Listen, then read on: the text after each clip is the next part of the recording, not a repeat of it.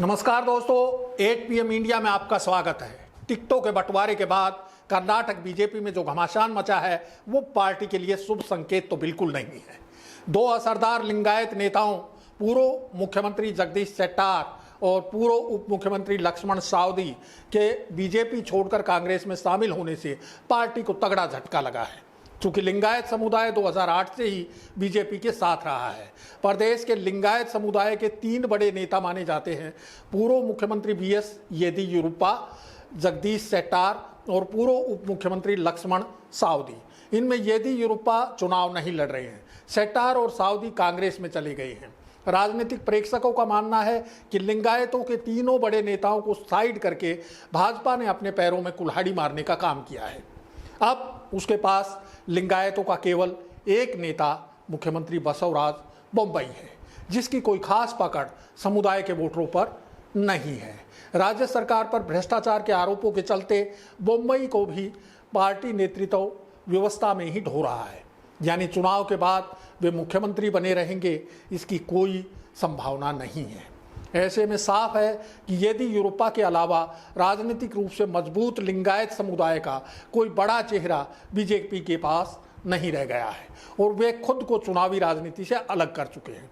दरअसल बीजेपी इस चुनाव में प्रदेश की राजनीति की धारा बदलने की कोशिश कर रही है, जिसके चलते ब्राह्मण समुदाय को तरजीह दी जा रही है।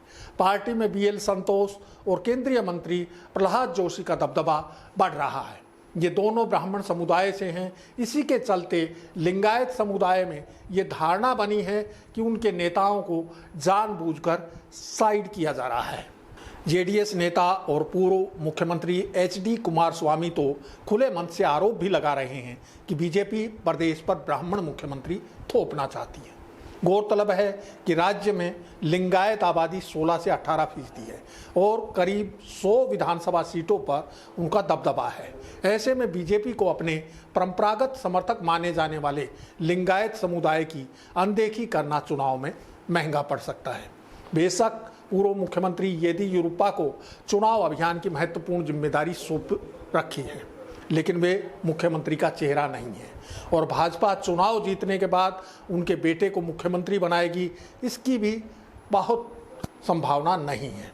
हिंदू मुस्लिम ध्रुवीकरण को बढ़ावा देने के लिए राज्य सरकार ने चुनाव की घोषणा से पहले मुस्लिम अल्पसंख्यकों का 4% आरक्षण खत्म कर दिया था।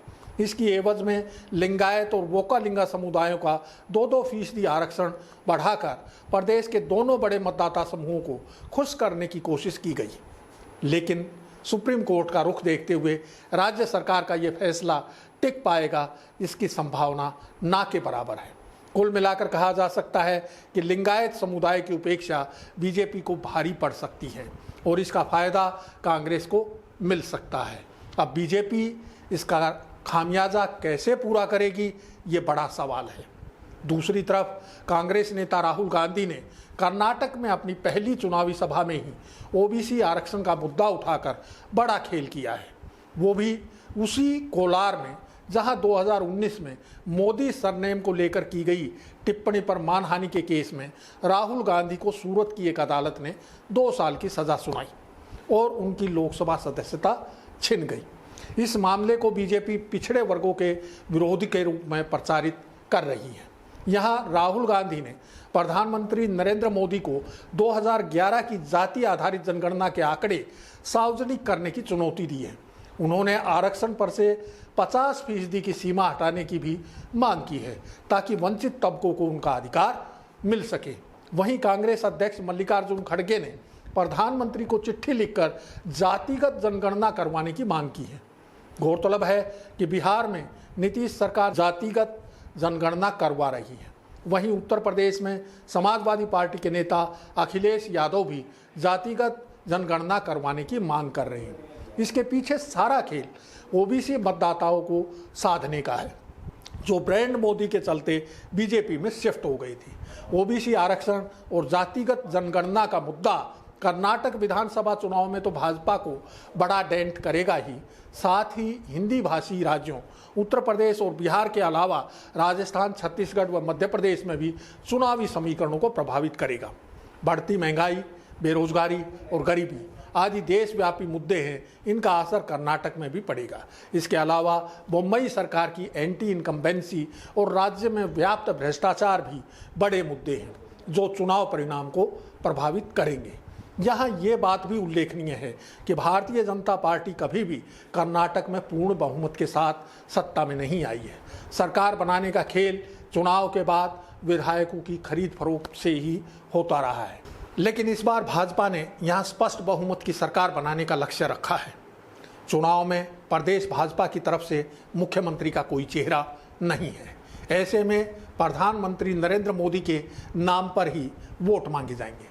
अब देखना यह है कि क्या मोदी दक्षिण में बीजेपी के एकमात्र गढ़ कर्नाटक को बचा पाएंगे। अब समय हो चला आपसे विदा लेने का। जल्द फिर हाजिर होंगे नए मुद्दे और सवालों के साथ। नमस्कार।